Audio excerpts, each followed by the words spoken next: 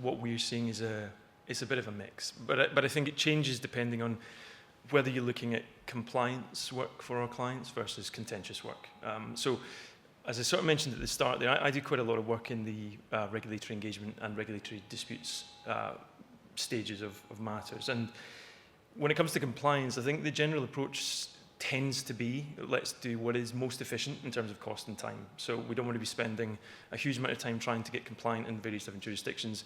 If we've got exposure in Europe and we've got exposure in the UK, let's just do what works for wherever we've got the biggest exposure, and just change it as you need to change it. So we do a lot of projects where you would, your foundation would be GDPR.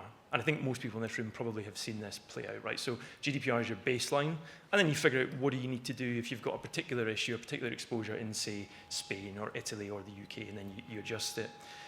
On the contentious side, it is it's different, right? So you might have general alignment on your compliance approach and strategy, but when it comes to something that's kicking off with a regulator or in a court, you're into a completely different ballgame at that stage.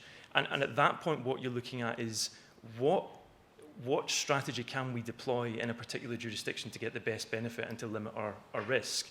And so a lot of the organizations I work with are looking at that currently or have already looked at it. So they have the general compliance approach, which is largely uniform, but then they look at where the risk exposure is on contentious matters and figure out what is the strategy in that jurisdiction. And that will play out in different ways. So it might be your controllership model, which we'll probably talk about, and it might be your service delivery model. So who's actually providing the services, how's that structured, where's it being routed through, and you figure things out that way. So there's, I guess what we're seeing is a bit of a mix, depending if you're compliance or you're looking at contentious matters.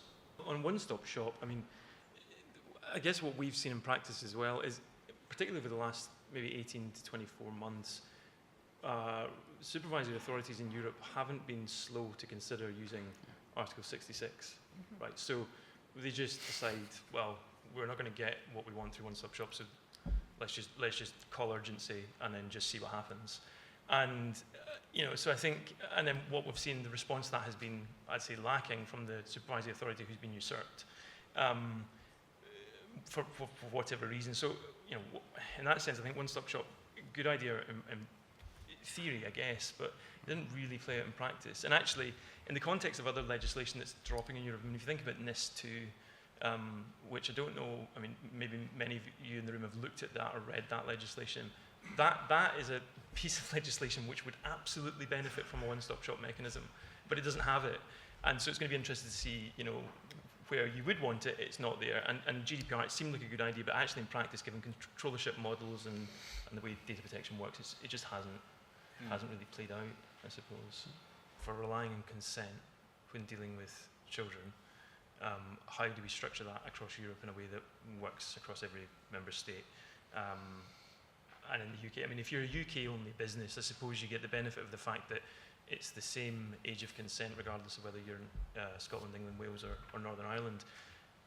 The issue we've seen actually in practical terms is if you're looking at consent from a GDPR perspective, but you're also, say, contracting with these individuals, you have to balance the age of consent issues with the contractual capacity requirements of the particular jurisdiction. So, and then that does become a problem in the UK because there is a difference between Scotland and England, for example, in terms of age of contractual capacity. So it can get quite complex quite quickly if you're doing something across Europe and you're relying on consent as your legal basis for processing, and then also doing something in a contractual sense. So you have to think about, okay, well, this person you might need to be 18 in a particular jurisdiction to enter into a contract, but only 13 to give consent to the processing of personal data. And so it's just a bit of a jurisdictional mess at times if you've got exposure across the market and you're trying to deliver a product across jurisdictions.